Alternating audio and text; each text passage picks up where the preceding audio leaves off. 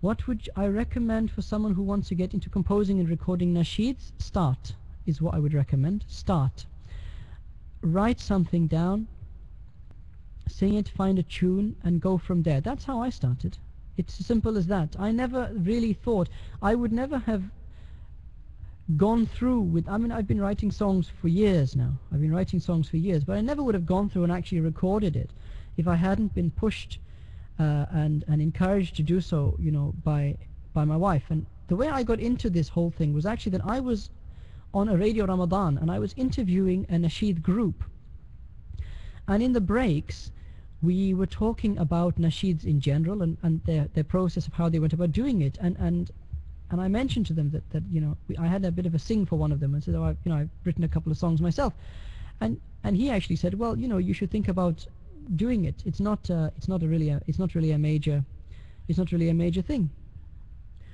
And I came home and I thought no more of it, and I sort of mentioned it in passing to my wife, that this is what they said, and she said, well, that's a fantastic idea. That's a fantastic idea. And so she actually set up a company, and the company was al-Habib Productions.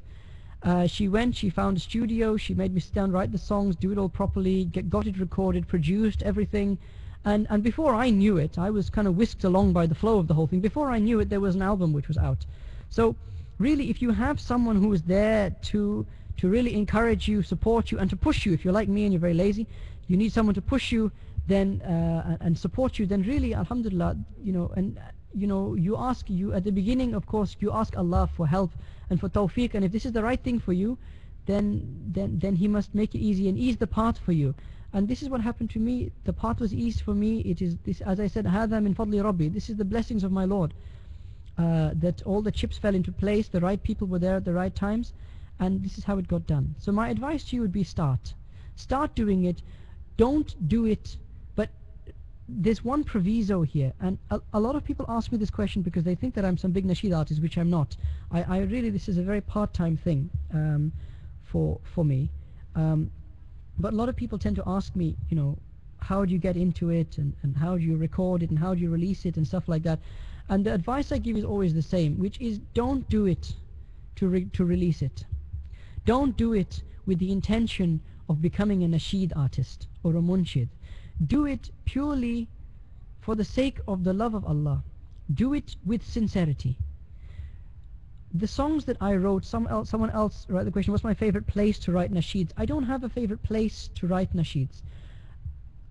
They are merely my expression of how I experience the world. They are the way in which I unburden or release emotions that I have inside me. I don't know any other way of releasing them except to write them down and then to sing them. And I think this is probably the same for most people who write. Do it with that intention. Do it with the intention that, oh Allah, I want to pour out to you, Ya Allah, the feelings that I have inside me. The feeling, the love that I have inside me for you. Oh Allah, give me the words. Give me the words to bring it out. Yeah? To bring it out and to put it into a form that, you know, we have, all of us, we have souls, and those souls have an incoherent or a wordless yearning for Allah.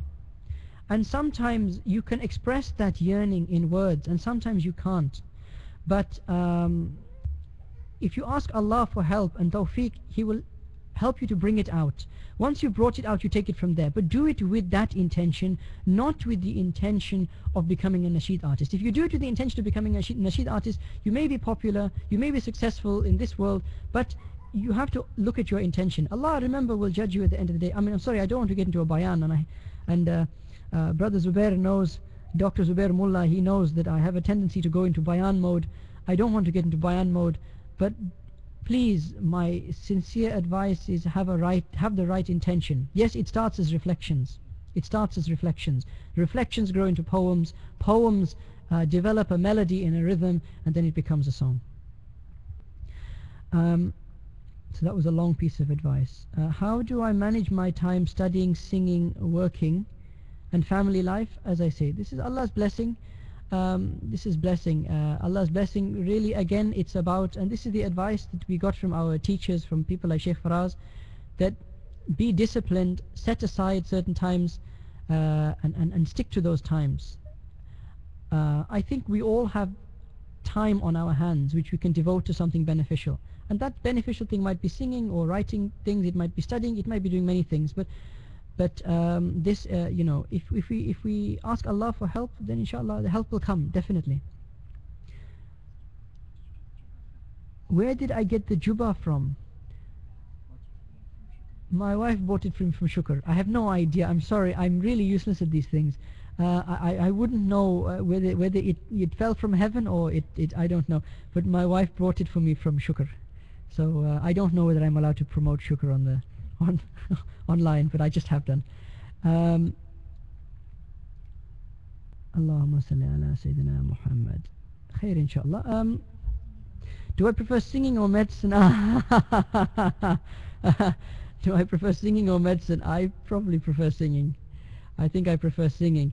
Medicine can be rewarding in its own way, but no, I think I prefer singing. I think that's fair enough. I don't think I'll be whole. I don't think I'll be whole before the General Medical Council if I say that.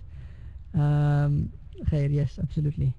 Assalamu alaikum. Can we bring back Pyara Medina on the website? I will ask. I will ask Nur al-Habib. Inshallah is the answer. Inshallah is the answer to that. Khair.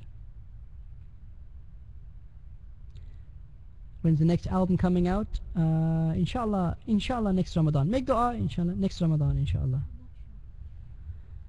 But we're not sure. I'd say we're going to start working on it fairly soon. Okay. Allahumma salli ala Sayyidina Muhammad. Would you mind if students performed your nasheed in madrasa jalsas? No, absolutely not.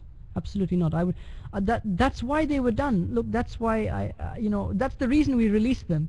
The reason we released them is because we felt, myself, my wife, we felt that there was really a dearth or scarcity of traditional zikr-based English language nasheeds that kids could really sink their teeth into and could really enjoy and benefit from, and that's the reason they were released. So yes, we want people to sing them, and there's nothing that makes us happier if children can come, you know, you grab them when they're young and get them to come close to Allah and to love this deen and to love Allah and love Rasulullah. What else? There's nothing better that we could ask for, nothing better that we can ask for than that.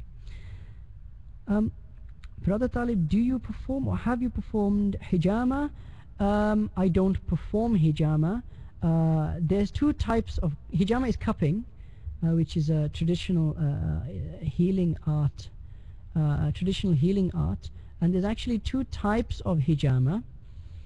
The first is called wet and the second is called dry. Wet cupping and dry cupping. The traditional method is wet cupping, which is where one actually the practitioner will release blood from the veins in order to purify the blood.